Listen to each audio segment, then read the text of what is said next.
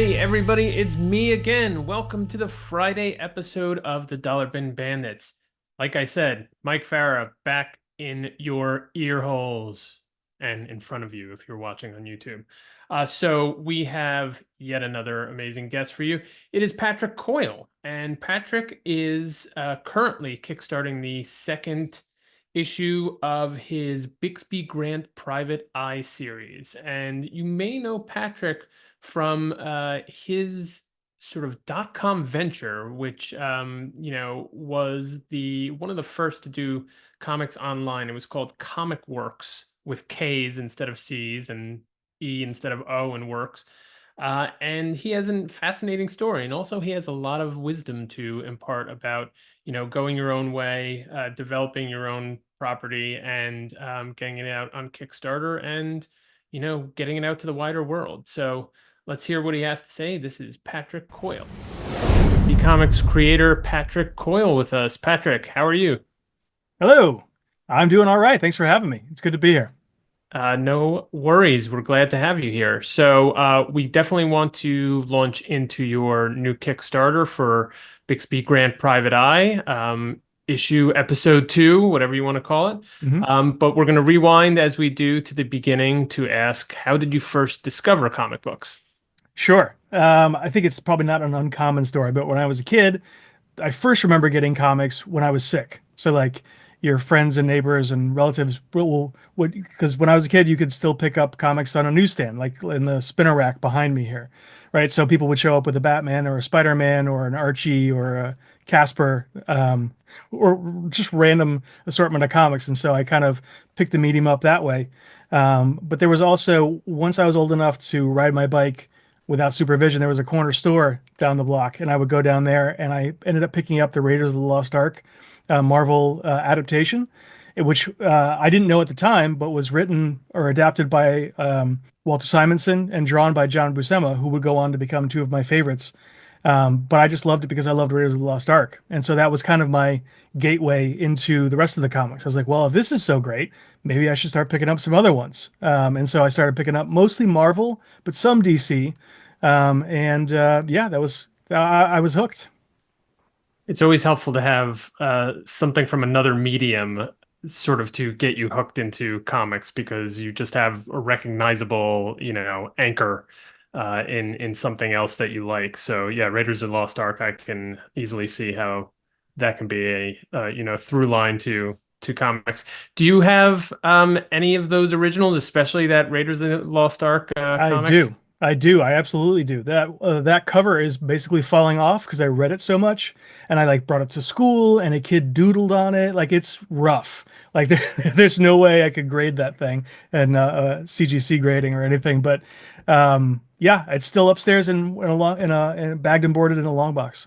I still Nice. also have. I feel like my comics when I was a kid were Batman and the Outsiders, the original Jim Aparo, Mike Barr series. And what was the other one that came out around that time? Oh, Atari Force. I don't know if you remember Atari Force. Yes. Yep. But those were all series that started fresh when I was a kid, and I didn't have to know anything about continuity. So even though Batman the Outsiders, there were a couple characters there that were from DC lore, but they were more obscure characters. Black Lightning and Metamorpho. They were all literally outsiders. They weren't Justice League members. They weren't your A-listers at all. But yeah, I still have all of those issues, and I still have all of Atari Force. Nice. Yeah, Yeah, the ones that you can pick up on from the beginning.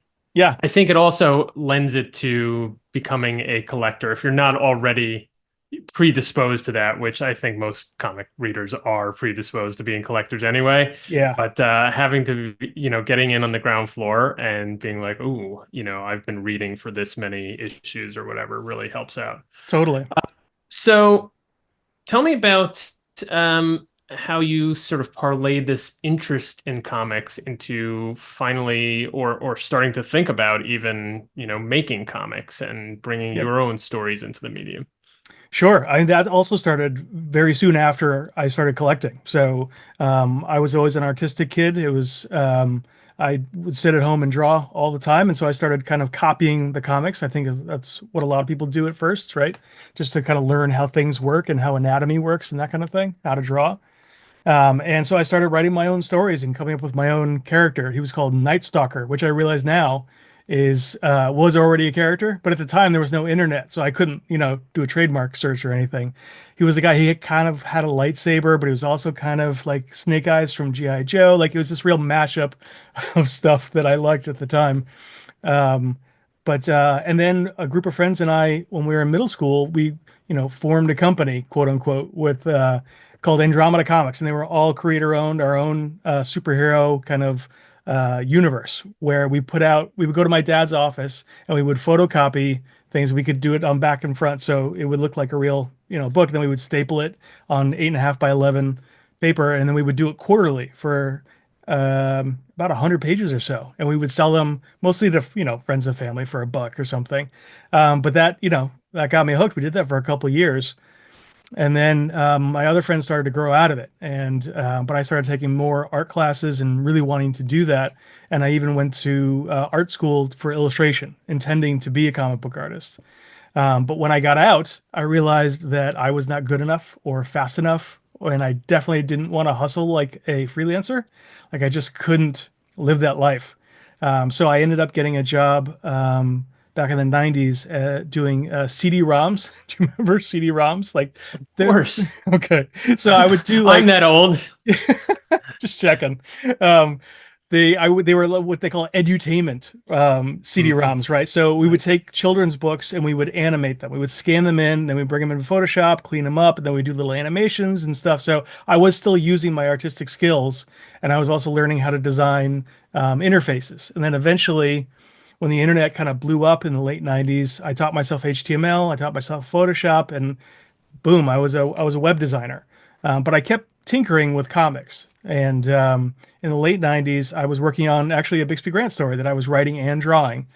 And but I had still had a day job and a social life, and so I didn't make a lot of progress because I was in my mid 20s and really busy being in my mid 20s, right? So, but I eventually met my friend Shannon, Shannon Eric Denton, who he and I co-founded a online comic publisher called Komikwerks, comic with a K, two Ks. And once we kind of hit it off, I started helping him with his website. He started helping me with my comics. It was kind of like peanut butter and chocolate. And so we founded this company in 2000. And for about 10 years, we published a ton of comics online from independent creators. Shannon he used to work at Image. He was an editor at Wildstorm for a while. He was an artist at Marvel for a little bit. Like he's done storyboards for Warner Brothers. Like he's worked on a ton of stuff. And he is super good, continues to be, 25 years I've known him, a really good networker because he's a freelancer. So he really is good at having relationships with literally hundreds of people at one time. So he brought in a ton of people, and we put out a bunch of not only online, we also did some print anthologies, like digest size that we put out through Diamond, through comic book shops. And I put a couple of my own short stories in there, but to be honest, they were kind of half-assed because I was busy running the business.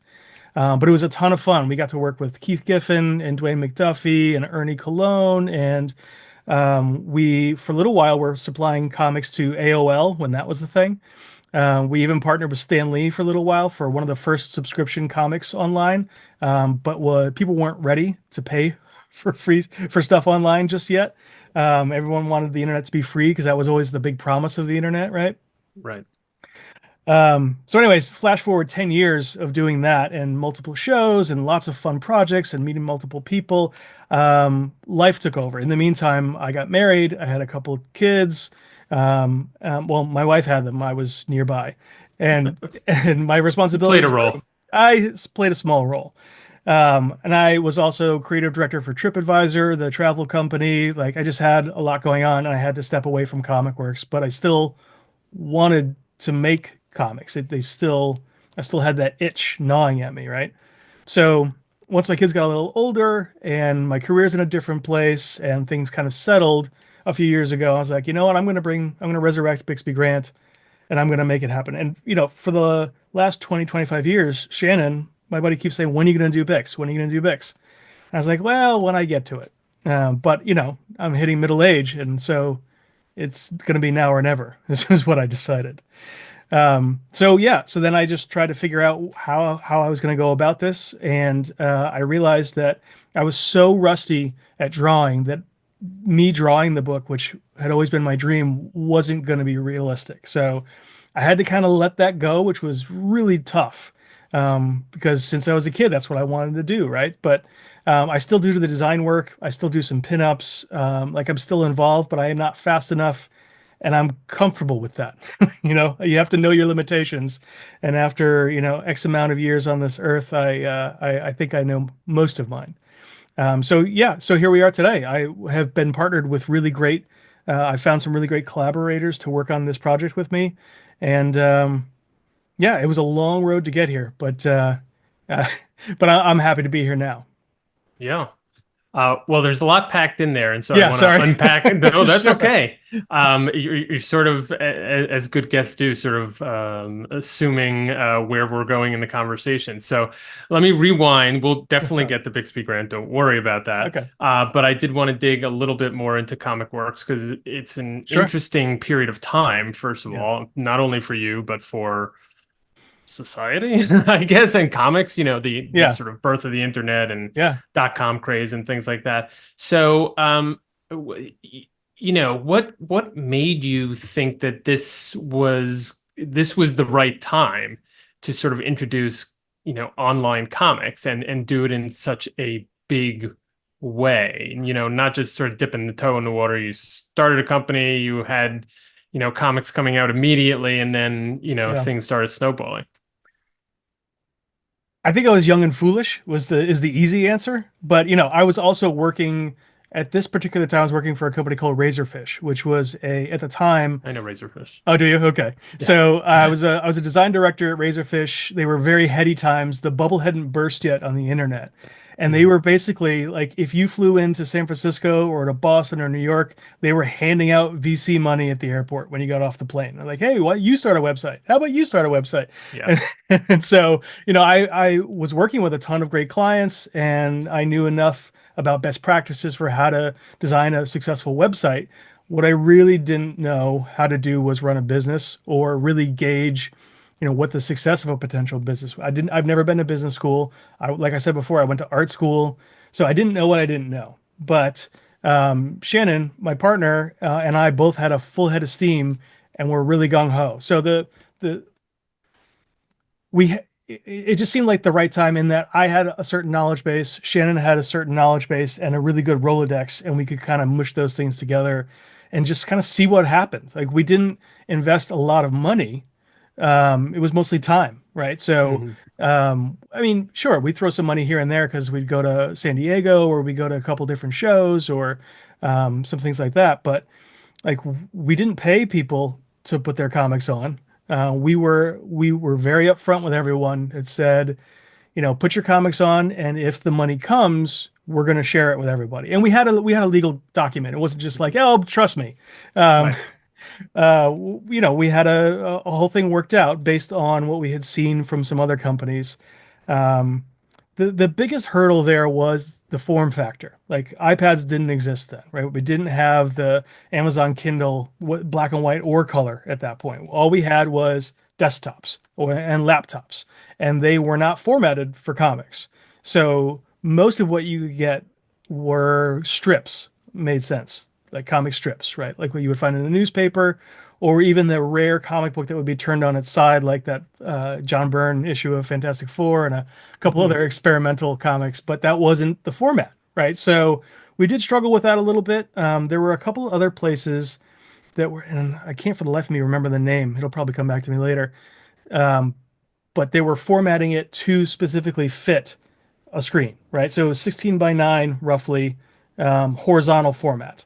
Yeah. And we started to do that when we did the paid subscription, the Stanley's Sunday comics. But initially, we were just taking people's print books that they owned the rights to and putting them online. And because it was free, people didn't seem to care about scrolling or not.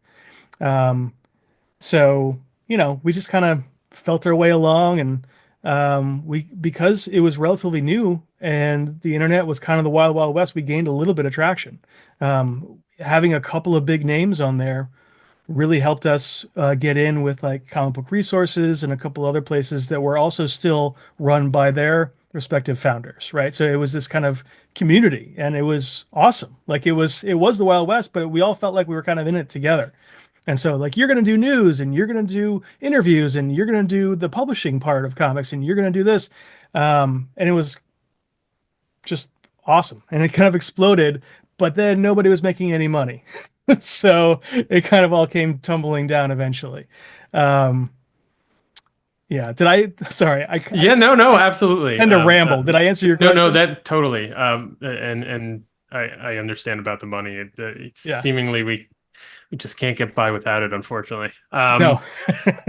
So technically, I just wanted to, because you referred to scrolling. Was this horizontal scrolling or was it vertical scrolling? And did you like have to cut up the artwork in some way to make it work the way you wanted to do?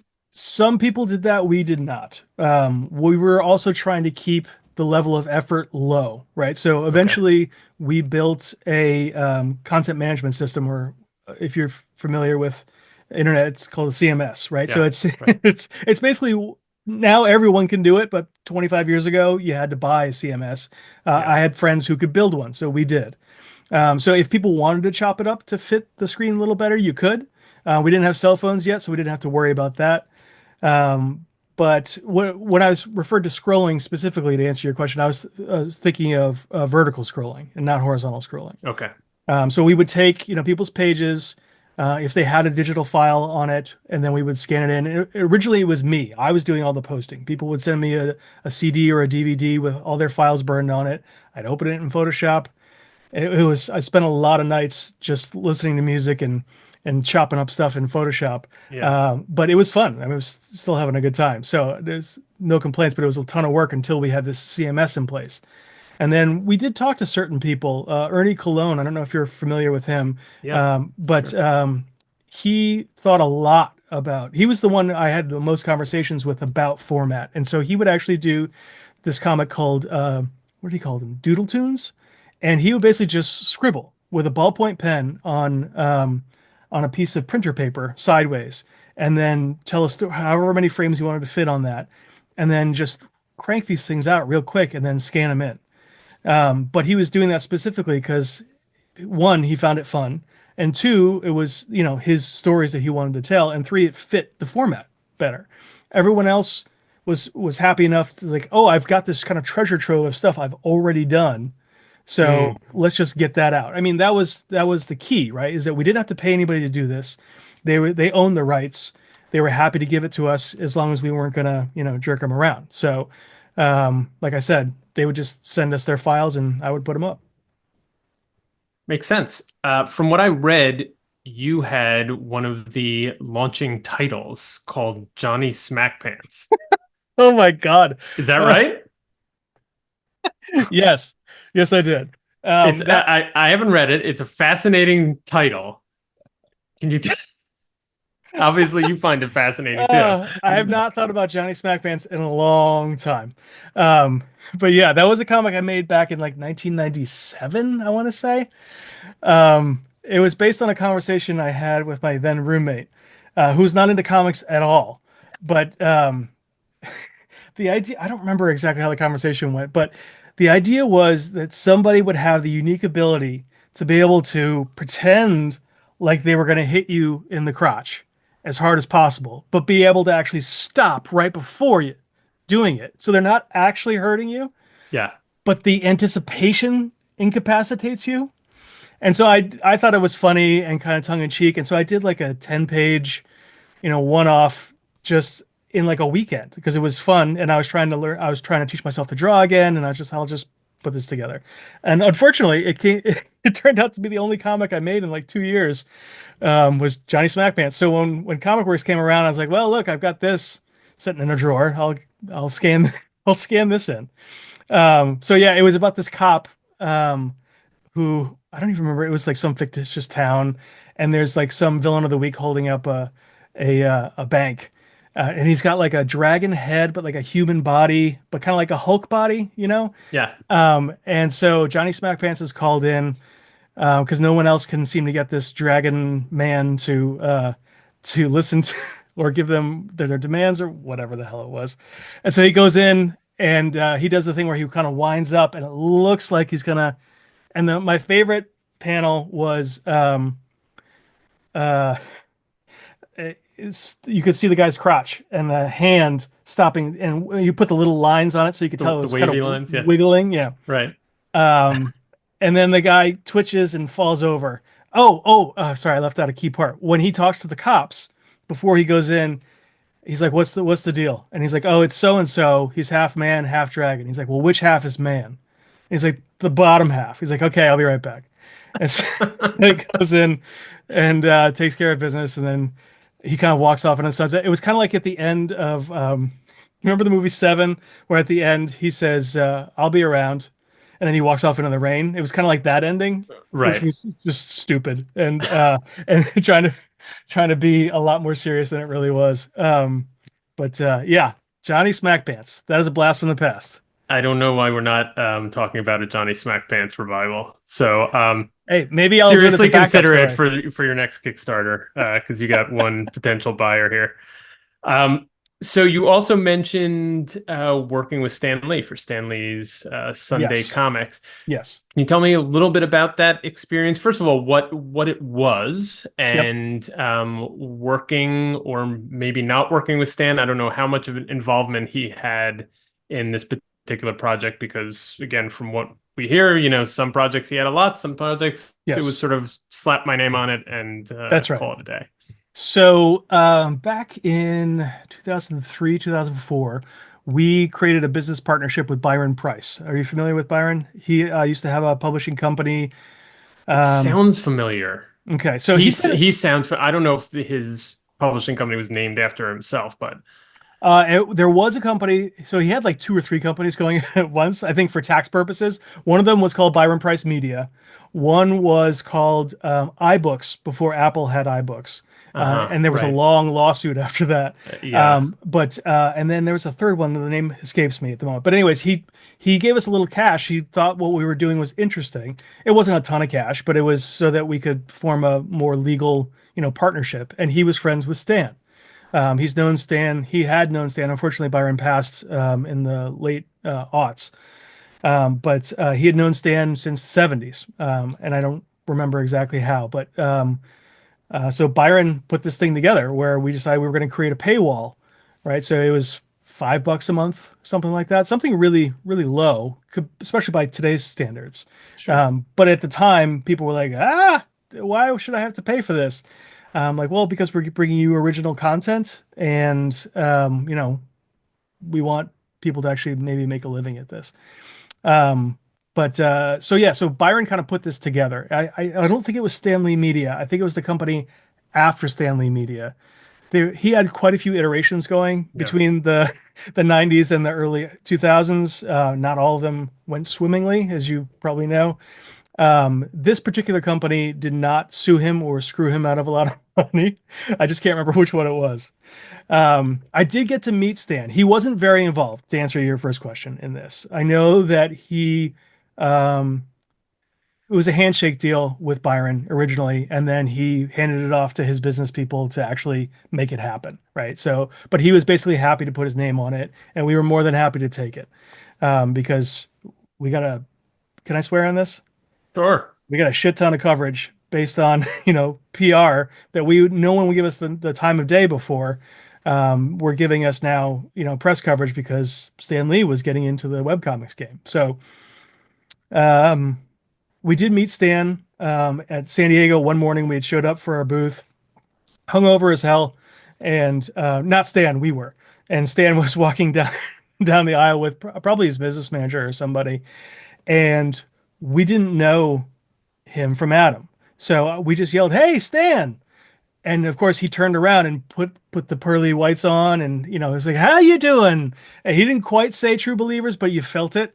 I He was was going to just, ask that. Yeah, I wish. I could. You know what? He did. I'll say that he did for the purpose of this story. You make your own lore. Yeah. Come on. He's hey, true believers. But he came over. He didn't have to. He came back and he talked to us for a couple of minutes and he pretended like he knew who we were and what we were doing.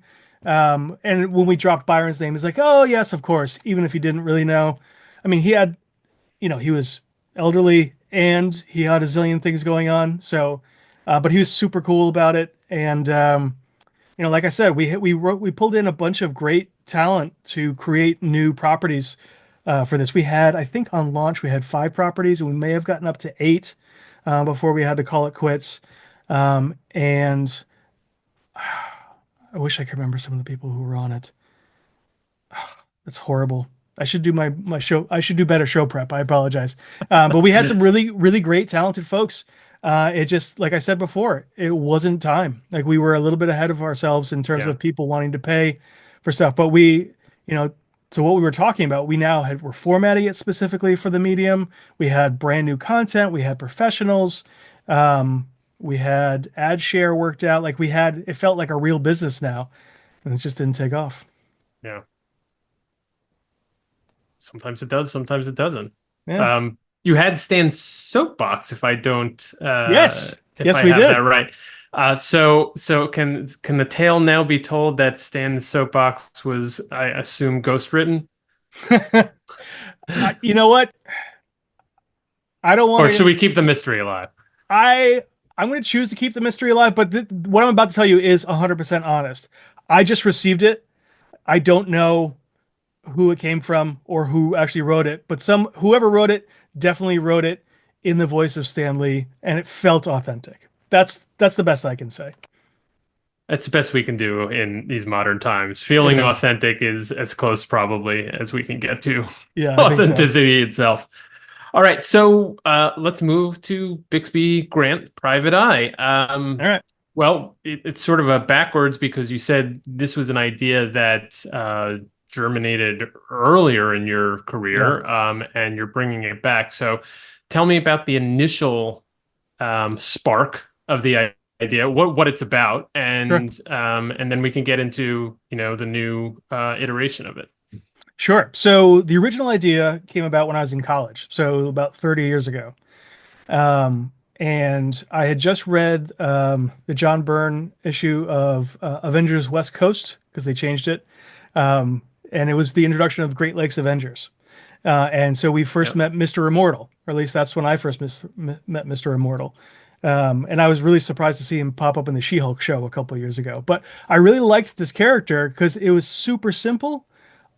He just couldn't die. And not like Wolverine, where the bullets pop out of him. Like he would get jacked up and then have to kind of reassemble. So like there was a little bit of a ramification of whatever danger and harm he was putting. Like he would fall off a building and all his stuff would crack and he would stand back up and he would kind of pop together and then go about his business, right? So I like that idea that, it could be immortal, but it also could be kind of a pain in the ass, basically. And so I don't remember because obviously it was so long ago, but I started toying around with, all right, well, who can be immortal? Like, do I want this to be like a science hero? Do I want it to be like an alien? Do I want it to be? And I ended up kind of in the mythological monster area. And I don't know why. But I thought, well, a mummy that's been brought back to life can't be killed, right? Like I've seen the Boris Karloff movies. I've seen the modern, well, at that point we didn't have the modern mummy movies, but can't be killed, right? It just keeps Scooby Doo. Like you can't, Sure. you can knock them down, but they're going to get back up. They're undead, basically, Yes. but not as gross as zombies. So that was the original germ of the idea. And then I also, aforementioned Raiders of the Lost Ark. I love the 1930s and 1940s. I love pulp heroes. I love adventures. So a fedora was going to be in there somehow. And eventually he was going to be a pulp hero, like a dual pistol, shadow. Uh, Yeah. exactly, exactly. Um, but then I was like, well, maybe it'd be more interesting if he could take on cases.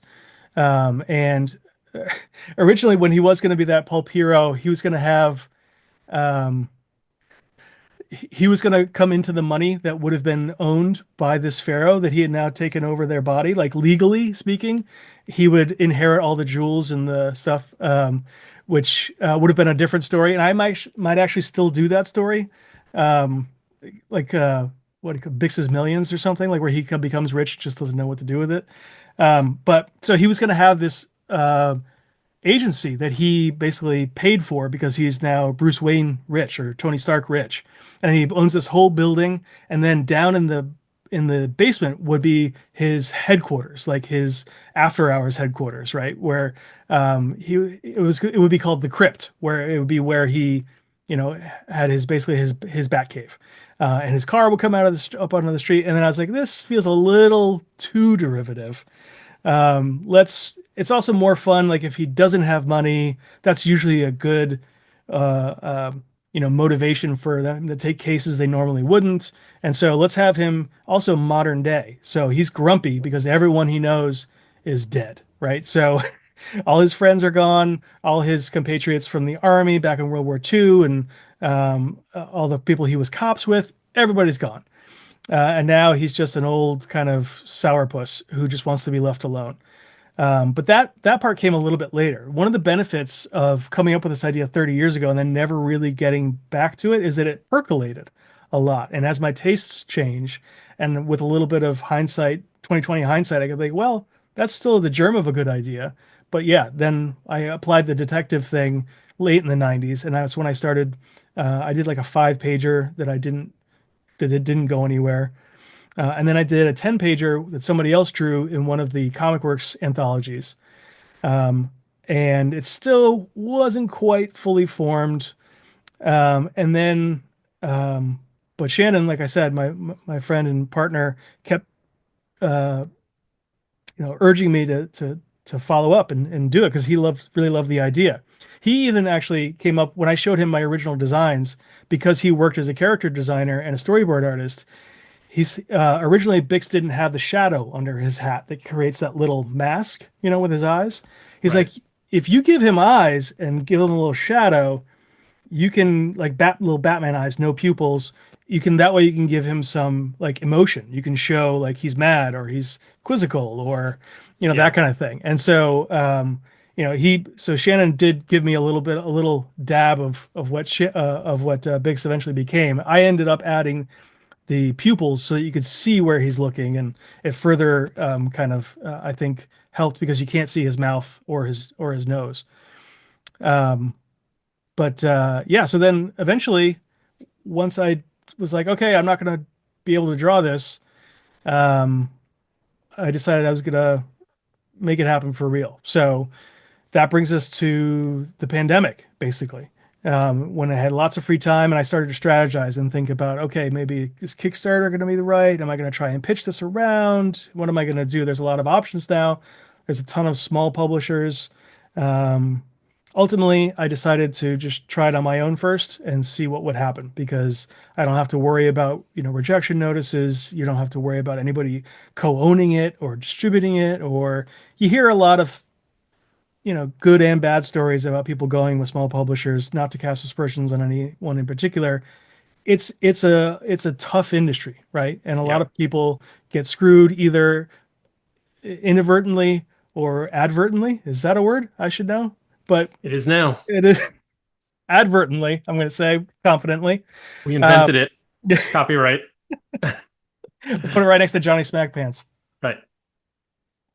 And so really started to flesh it out. Like I started making a lot of notes and not taking it seriously, but letting it take its time a little bit until I ended up, mentioning it to a lot of people. And then in the course of investigating how to do Kickstarter, I met Heather Antos, who is now my editor. I came upon her website, mostly because I am one of those kind of creators who also pay attention to the people beyond the inker. Like Hmm. I myself do the lettering in my book now. Steve Wands did the first one because I wanted to look really, really professional in case it's the only one I ever got out there. But now I'm doing the lettering. I am a designer, and my day job lettering is designing. That sounds reductive, but that's what Nate Piekos and a lot of other designers say, or a lot of other letterers say, and I I fully believe that, right? So I also do pre-production, I do book design, I can do logo design, I can do a lot of stuff. So I take that on myself. Um, Sorry, I'm totally rambling and all over the place here, but I'm trying to I go kind of stream of consciousness, maybe a little Yeah, no, no worries at ADD. all. I think you're covering a lot of the bases. Let's talk about that you had at this point,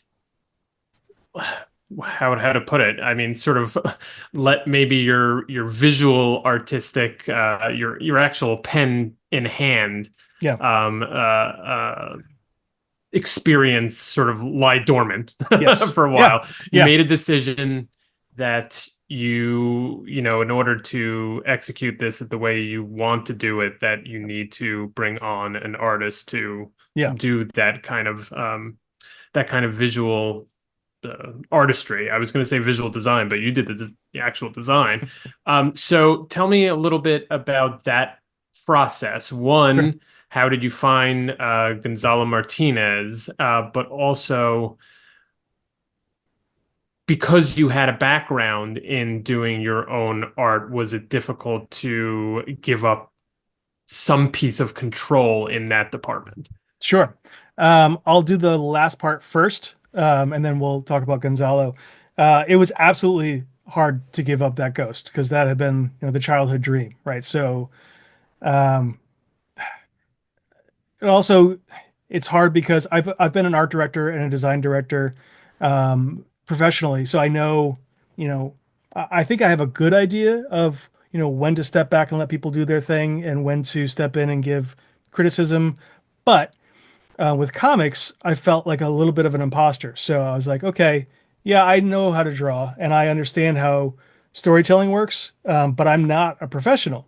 So that was one of the reasons why I wanted to get an editor involved. Like, I don't know necessarily the right way to work with a penciler and an inker, or a colorist. Like, this is new to me, even though I've been technically working in comics, off and on for 15, 20 years. Um, it's not, none of it prepared me for this part of the process, right? So when I went out looking for artists, of course there's the dream, and I was like, oh, I love this guy. Oh, I can't afford that guy. Oh, I love this woman. Oh, I can't afford that woman. So there's a ton of great artists out there, but I can't always, I only have a certain amount of funds that I can put towards this. I am lucky in that I do have a little bit of income that I can put towards a vanity project. Let's call it what it is, right? This is my baby. I do want to find an artist. I want to pay them for their time.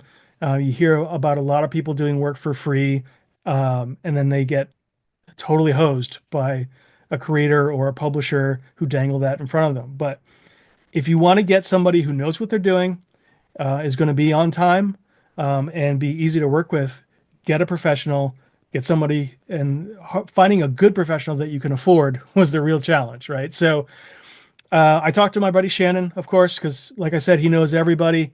Um, but he's got his own projects, so most of his resources were going to his projects. But he did, however, introduce me to Geraldo Borges, who, I don't know if you know Geraldo. You might know his work. He did Thunderbolts for Marvel, I think, earlier this year. He's doing Dick Tracy right now for Mad Cave. He did an image book called No One for about 10 or 12 issues.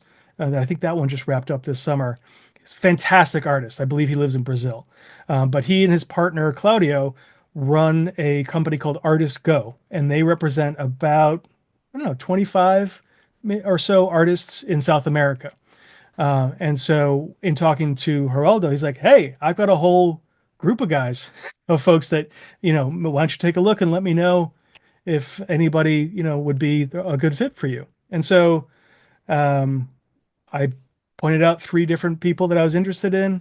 Um, uh, a couple of them were unavailable, um, but Gonzalo was on my short list, and he was available. And so what I decided to do was, let's do like a little trial, like not for free. I said, look, I want to do an 8-pager. Here's the script. It's supposed to be, we talked tone, we talked characters. I had already designed the characters, but I paid him to do some turnarounds, just so we could iron out exactly how the characters should look, and also so it was something I could use to pitch it if I decided to go out to publishers. Because at this point, I still hadn't nailed down exactly what I was going to do for distribution. But so we got along really well. He speaks very good English, despite living in Chile. And he put together this 8 pager that I thought just absolutely knocked it out of the park.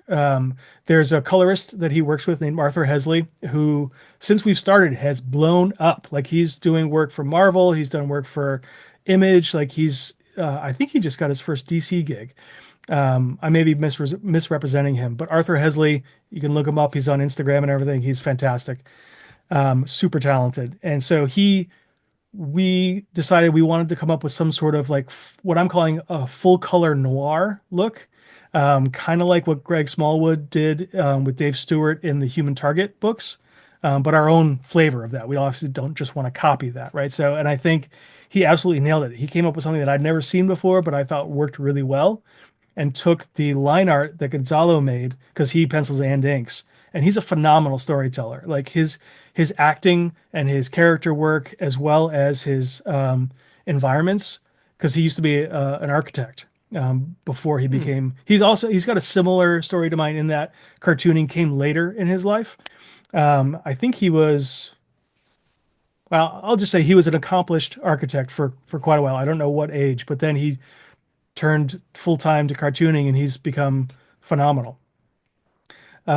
So he was a great fit. He helped me kind of flesh out what Harbor City looks like. That's where Bixby Grant lives. He's really good at interiors. So when I had to make it look like, or when I asked him to make it look like it was this lush penthouse, he knew exactly what to put in there to make it look, upscale and Art Deco and all this stuff that, I, as an illustrator, I could really appreciate because I sucked at it.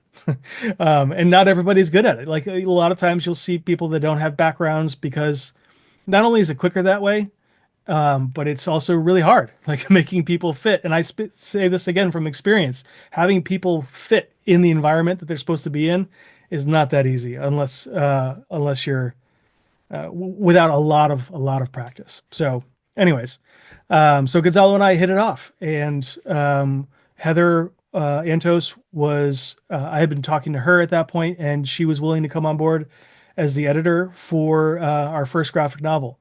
And she was the one who brought in Steve Wands to be the letterer, and she really held my hand through this process, because I had never written something that long before. It was a 60 pager for the main story, and then we had, I'm sorry, 62 pager, and then a backup that was that 8 pager that I mentioned that we did as a test. So it was basically a mini graphic novel. I call it an OGM, but most people are like, it's not quite a graphic novel, is it? I'm like, well, it's like a triple-sized issue. How about that? I was gonna say it's an extra-sized first issue That's right. That's right. collector's Giant, item. giant sized. Right, exactly. And that's kind of how we got going. There is something to be said for. I got really lucky out of the gate working with really talented people who are also really responsible and on time and professional, right? So, I because I've heard stories from even people who've been in the industry for 30 years about getting ghosted by artists, or, sometimes life gets in the way and that can't be helped. But then there are people who, like, promise to do things and sign contracts and then just don't show up. And I've run into that a little bit, but not with the main team. And then for the last couple of issues, we've also had Gonzalo Ruggieri doing the art on the backup story, and he's been fantastic to work with as well. Very, very different style, but also super professional, great storyteller, really great draftsman.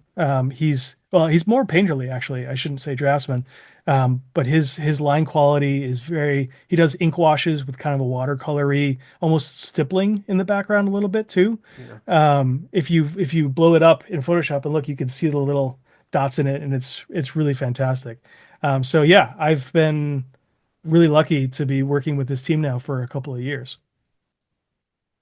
Yeah, I mean that's an amazing collection of talent you were able to get, especially on what is, I guess you would consider your first real original project. I'd love to know, and one thing that really stuck out to me is getting the editor, because I think that is something that not a lot of folks think about. Yeah, That you can, first of all, that you can even, as an independent creator, you can just go out and get an editor as you could any other freelance part of the team. yeah, And that person plays a very essential role in making sure that, things are coming together the way you want them to. And it takes a little bit off of you as a creator in yes, order for you to be able to concentrate on, you know, what you're doing creatively, obviously.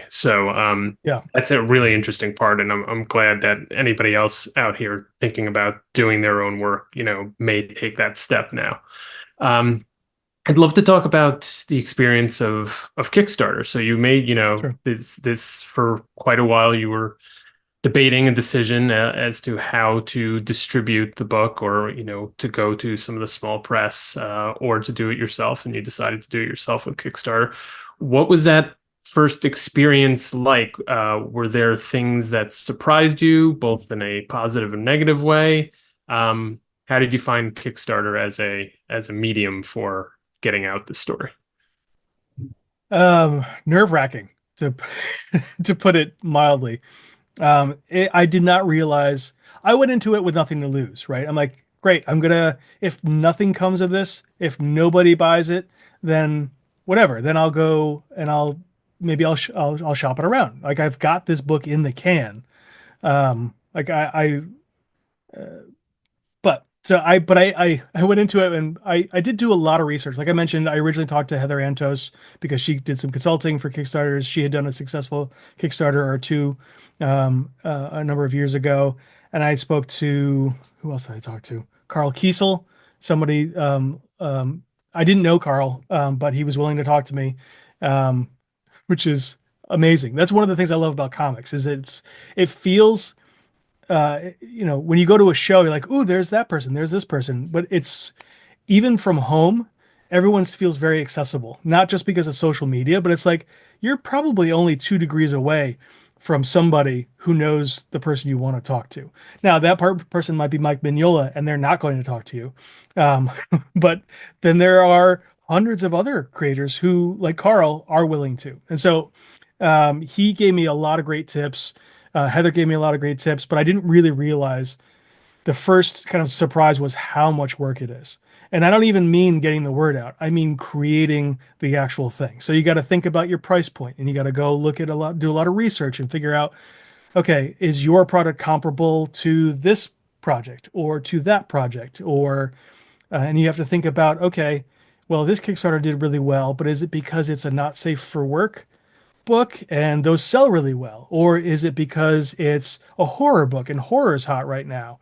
Or there's a lot of things that publishers think about that you now are the publisher to have to think about for Kickstarter. So um, I took a long time to kind of map that out and then figure out what the rewards are going to be, the price points, like I mentioned, and then also what aside from the book are going to be the rewards. So for that first one, I kind of went all in. I kind of went nuts because I figured like this might be it. I might do one and out depending on how it does. So I'm really going to sweeten the pot.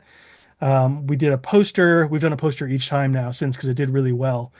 And we've done stickers and the usual stuff. But then I also did some hand drawn sketches of Bex and trying to look at all my rewards over here. We did buttons and a bunch of other stuff too, and a wide array of rewards with variant covers and things of that nature. So, and it did. I was surprised not only at how much work it was, but then at how much work it was to get the word out. Right. So, everyone was like, "Don't be afraid to be a pest," and I was like, because that I think we all have that, right? Is like, am I really going to be bothering people too much? And the answer is maybe. Obviously depends on the person. Like on Facebook, I'm sure that all the people that I used to know who do not give a shit about comics are now gone or have muted me, right? So, and that's fine because honestly, I want the people who really legitimately want to buy a comic, specifically my comic, to be paying attention to it. So I hit up everybody I could on LinkedIn, everybody I could, and they have a limit, as a lot of people might know, on Facebook, you can only message 100 people a day. So for about 45 days out from the start of my campaign, I would just hit everybody up in my friend group and just say, "Hey, you don't have to buy it, but if you would help hit the follow button, that'd be awesome." And so then I started to meet a few people that way. A couple people were like, "Get lost. I don't want this kind of bullshit in my feed." And I'm like, "Hey, fair play, no problem. I won't bother you again." Um, so it was a learning curve, but a lot of that pestering really did pay off because by the time I got to opening day, I sold out or not sold out. I fully funded within 12 hours, and I was like, that wasn't so hard. But then I doubled. I didn't quite double actually. It was 200. I guess it was double the amount that I was asking. So I got like 216% or something on my first campaign. I was like, this is a piece of cake. I got this licked. Um, and I was surprised at that. And I was like, what's everybody, complaining about? This doesn't seem all that hard. But it was really because of all that legwork I did, that figurative legwork I did those 45 days leading up to it, where I did have a good kind of runway to get people on board ahead of time. Um, and I had met a few friends, like I mentioned, Carl Kiesel. He because he's got such a large audience, he retweeted my posts, and that immediately got me a bunch of people that I wouldn't have gotten otherwise. Heather being my editor and being very connected and having a ton of followers, that helped bring in an audience that I wouldn't have gotten otherwise. Um, but then a couple years, well, about a year later, I did my second one, and I was like, great, I'm psyched because we're gonna get 300 followers and we're gonna double our what I'm gonna ask for, and it's gonna be great. And then the first day, I got 25%, which is, as I'm finding out, pretty good. But it wasn't fully funded within 12 hours. And so I started to learn that the landscape was shifting a little bit, and I started to learn about staying on top of your campaign and continuing to post and how to use reels and how to use, all the various parts of all the various social media, which is a huge pain in the ass. Um, but so that was also very eye-opening. But I've been really, really surprised too at how wonderful the readership is and how much they support you. And when I did end up asking for people's questions and letters to do a letter column in the back, people I didn't know and that weren't related to me actually answered and had legitimate questions, which I thought was really nice. And there are people who, now that I've launched my third one, on the first day they'll say like this is an instant back, which and there are people who are labeled super backers, which mean you have at least 100 things that you funded or that you've backed, not funded fully. But so just the community and having people show up in ways that you hear other creators talk about, even though it's in a limited quantity. Obviously, I'm not, Marvel's not knocking down my door or even Image, right? So, but to have roughly 300 people who legitimately enjoy my book and let me know that, and I can share that with the other creators, it's phenomenal. And so that is a really great joy that I did not expect at the beginning of this.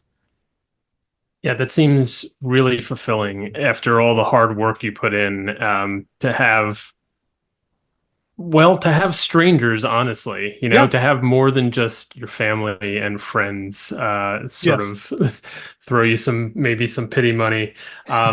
You're crossing over basically in some way from amateur to professional when you get somebody who you don't know Yeah. to give you money for your creativity and your work. Totally. So, kudos to Thank you, you. Thank and you. that must be fulfilling. And you're continuing to do it. Yeah, you have a Kickstarter out now, and could you tell us a little bit about, what's in store for Bixby Grant in this adventure? Absolutely. Yeah. So, Fangs and Brimstone is the name of the current series. So the first one that came out was called Wolf She Cried, and that was a standalone story. Like I mentioned, it was about 62 pages. But now we're on issue 2 of Fangs and Brimstone, which is in total going to be a 6 issue series. Okay. If you're new to Bixby Grant, you can jump on at any point because all the issues are available in each campaign. So we don't want to leave you hanging. We want anybody who does happen to stumble upon it to be able to get issue 1 and number 2. So if you're hearing about this for the first time and you're like, well, I didn't get issue number 1, don't worry about it. We got you covered. But the story is kind of like I mentioned earlier. Bix is an old, grizzled private eye who is just miserable. He wants to be left alone. He likes to sit in the dark in his office with his feet up on the desk with a bottle of scotch and chain smoke because he can't die. So he can drink all the scotch and cigarettes he wants, and it's not going to be a problem. He also doesn't need to eat, so he doesn't need to go to a restaurant or buy food or cook or do anything. So he just likes to drink and smoke. So in this one, it's his 123rd birthday, and he refers to something really bad having happened on his birthday about 100 years ago, and he doesn't about it. And every year he takes the crappiest investigation job he can just to so no one will wish him a happy birthday. No one will try to buy him a drink. No one will give him a card. Nothing. He just wants to be away from everybody. And so this time he takes a job investigating a haunted warehouse on the edge of town. And so he's in there. He finds Diego, who is a rockabilly vampire, who happens to be squatting there because he's between gigs. And So Bix thinks, well, maybe he's the person who's been haunting this place. And he says, oh, no, there's a ghost here. But I've just been hanging out here because no one seems to be coming to work because there's a ghost here. So through the course of that first part, we end up finding a ritualistic kind of cult murder in the sewers beneath this warehouse. And it's got like the paint on the ground with the candles and the whole thing. And Bix recognizes the murder weapon as having been a set of weapons that he saw about 100 years ago on his birthday being used by his brother in a cult murder back in the 1920s. So a bunch of stuff gets caught up emotionally for him. And of course, he's from the greatest generation and they don't really deal well with their feelings. And so he's just kind of trying to squash it down and being even grumpier than usual. But now he's caught up in this mess that he didn't ask for, but the police drag him in. And now in the second issue, he and Diego kind of pair up, much to Bix's chagrin, because he really just wants to be left alone. But Diego wants to help because he feels like he's part of this now and part of the reason why they found this murder in the first place. So now they're starting to investigate it, and they're basically trying to avoid the cops. They're trying to track down these daggers, and we're starting to learn a little bit more about the nature of the relationship between Bix and his brother Max. We don't know what has happened to him. We don't know where he is. We just know that Bix felt betrayed, and he found out that his brother was a cultist and in the mob at the same time, while he was a cop. So that was quite a shock for him 100 years ago, and he's still not over it. So in this issue, we also meet a demon dog. We get to we expand the world a little bit more than just meeting Bix and some of the supporting characters. We get to know some of the other people in his life that kind of make it a little bit more like the pulp heroes we were talking about, where I wouldn't quite go so far as to call them agents, but he's got people who do things for him around the city that he's known for a long time. And so we learn where he keeps a lot of the mystical artifacts that he's collected over the years.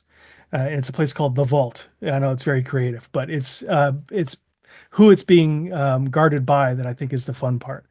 And then he starts to go embrace potential what do you call it? Sorry, words are failing me at the moment. Possible leads, right? So he's Right. shaking some people down around town, even though he's been told to stay out of this investigation. And he can't quite shake Diego either, who just wants to desperately part uh, um, of this mystery. So that's where we're going. Well, it's only part two, and believe me, I don't think anybody's going to see where it's going to go. It's going to get really big towards the end. There's going to be a lot. There's going to be a villain that we don't see coming. There's going to be a lot of bombast, and there's going to be demons, and there's going to be um, there's just going to be a lot of stuff. There's going to be hellfire. There's going to be more cults. There's going to be a lot of fun stuff, I think. And we're back. Well, what did you guys think of Patrick? Um, I thought we had a great conversation. I really enjoyed hearing about, how Bixby came about, his plans for, future episodes and stories in this sort of Bixby universe he's building.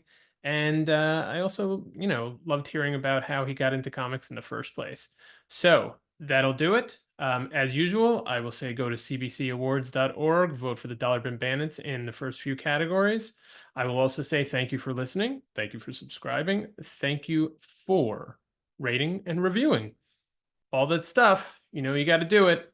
We appreciate it. And that'll do it for this week of episodes of the Dollar Bin Bandits. 3 more next week. So we'll see you then.